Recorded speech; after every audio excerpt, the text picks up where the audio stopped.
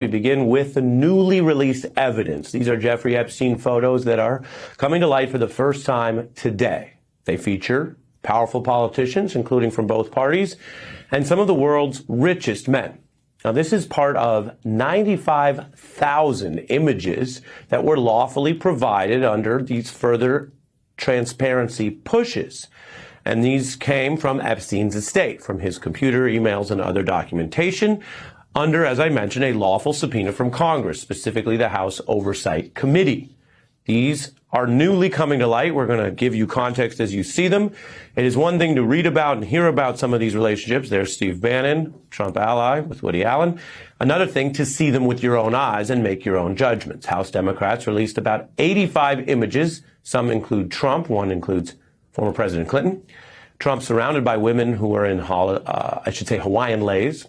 Their faces redacted by the committee. Another one shows Trump with an unidentified woman.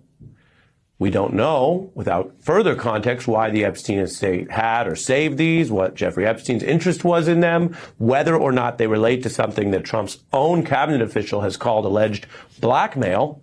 The answers and context for that kind of question, those kind of issues would come up, of course, when we get the fuller Epstein files, which DOJ must turn over with a looming deadline.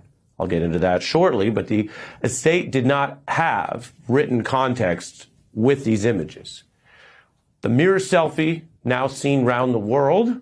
All right, we need to talk about what just happened today because for the first time, we're seeing photographic evidence from Jeffrey Epstein's own collection, images that have been hidden from public view until now, and what these photos reveal about the network of powerful people surrounding one of the most notorious sex traffickers in American history is absolutely stunning. But we also need to talk about what these photos mean, what they don't mean, and why the Trump administration is already trying to spin this as some kind of partisan attack when Trump himself promised to release all of this and then desperately tried to prevent it from coming out.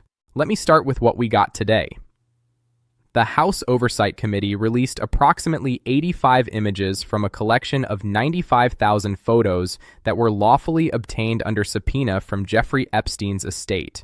These came from his computer, his emails, his personal documentation, and what we're seeing for the first time are photographs featuring some of the most powerful politicians from both parties and some of the world's richest men in various social settings with Epstein. Now, I want to be very clear about something from the beginning because this is crucial to understanding what these photos mean and what they don't mean. Being in a photograph with Jeffrey Epstein does not automatically make someone complicit in his crimes. That's an important distinction both legally and journalistically. Epstein moved in elite social circles. He attended fancy events. He knew a lot of people. Some of those people had no idea what he was doing. Others may have been at the wrong place at the wrong time.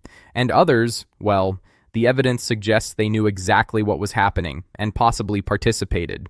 By the way, I am trying to do my best to gather all the information I can for you and share it with you.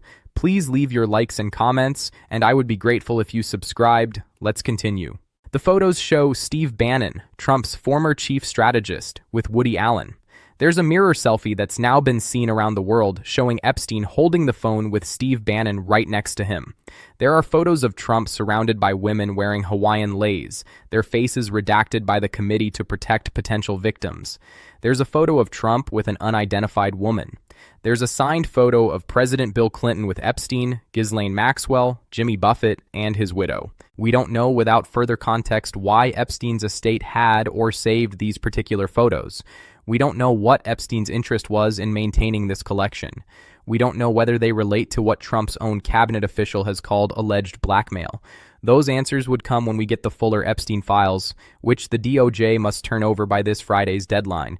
But the estate didn't provide written context with these images, so we're left looking at photographs and trying to understand their significance. Let's talk about the Steve Bannon photo specifically because we've reported extensively on his relationship with Epstein. That mirror selfie shows the two of them together during a period when Trump claimed he wasn't having contact with Epstein anymore. But there was Trump's ally, his former White House chief strategist, working according to Bannon's own words to help rehabilitate Epstein's reputation. We got emails earlier that revealed their furtive, secret efforts. Bannon was telling Epstein to use private entrances, keep everything cloak and dagger, maintain secrecy, and now we have photographic evidence of how close they actually were. The White House's response to these photos is absolutely telling. They're claiming that Congress is cherry-picking photos, that Democrats made random redactions, and that all of this is designed to create a false narrative.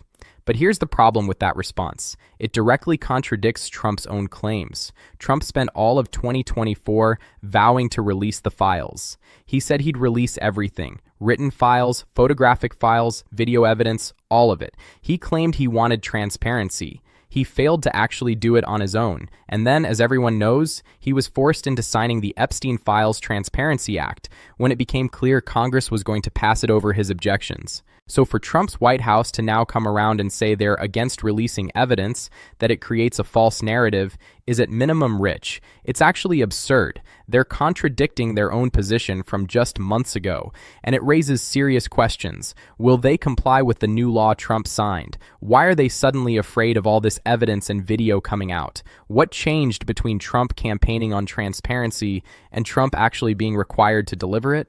Congressman Robert Garcia, who's been doing incredible work on this investigation, says there's more to come. He told reporters that their plan is to demand the president release the files and see what happens on the 19th, this Friday. And he said something really important. Some of these photos are really disturbing. There are many others they didn't release today that are incredibly disturbing.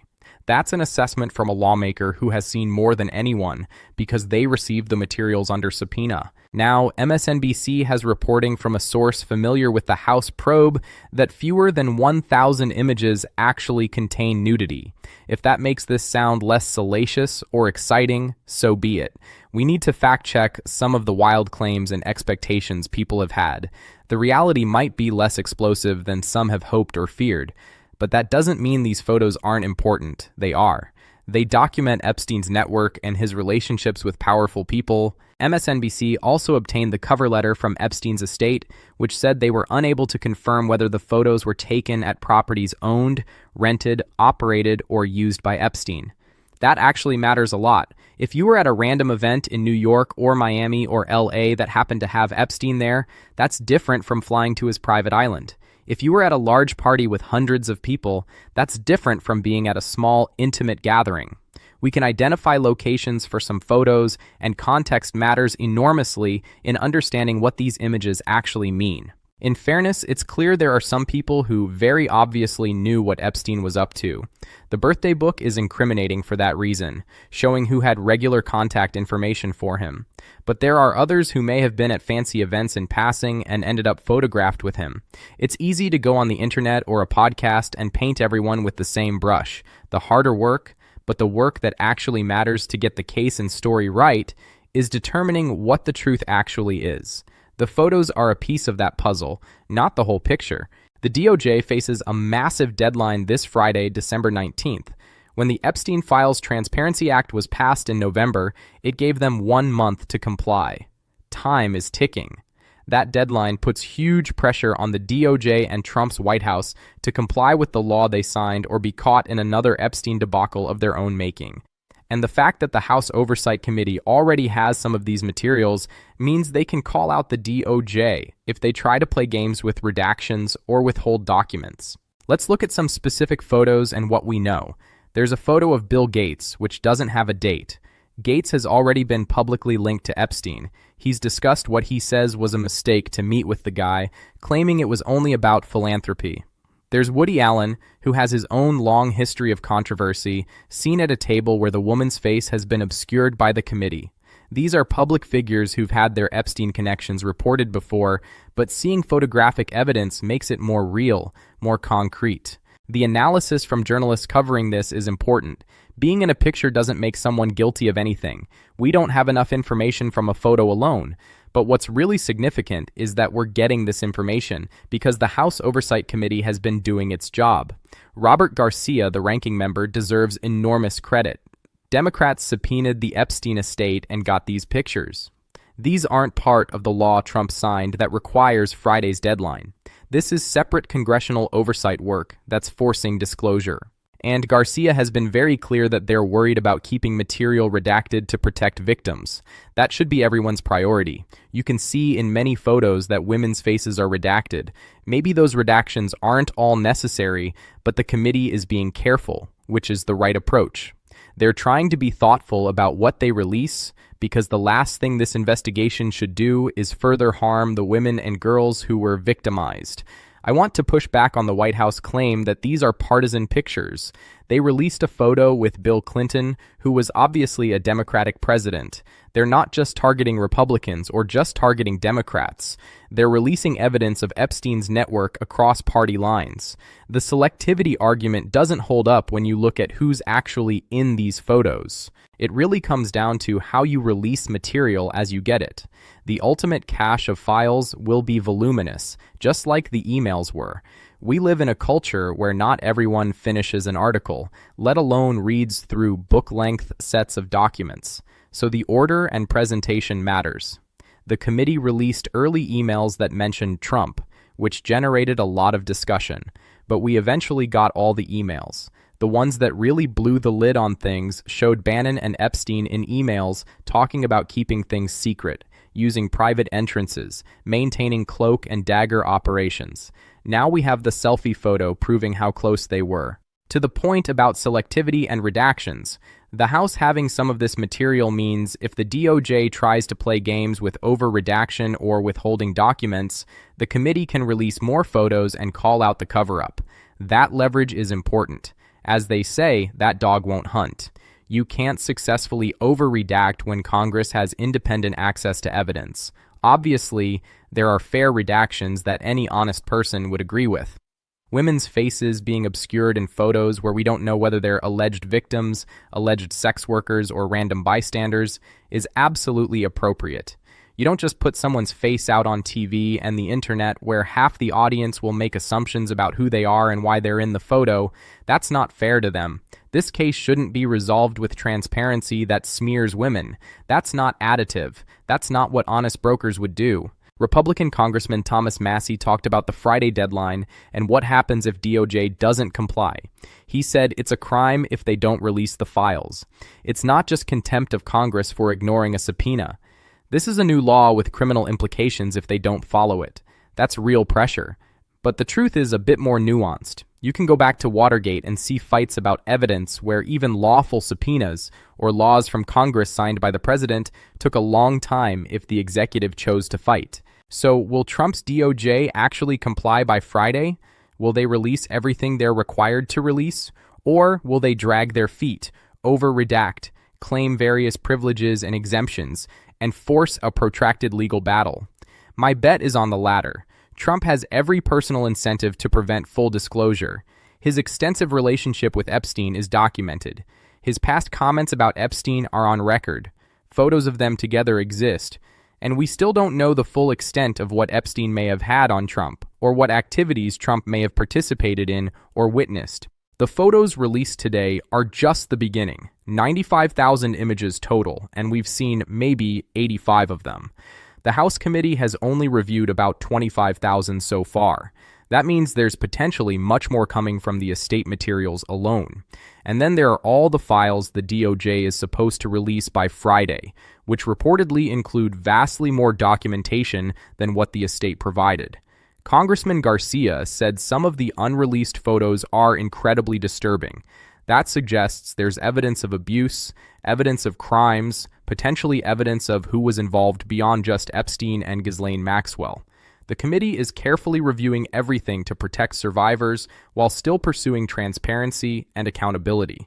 That's the right balance, but it means we're going to be getting information in waves rather than all at once. The question is whether the public will maintain attention and demand accountability as this unfolds.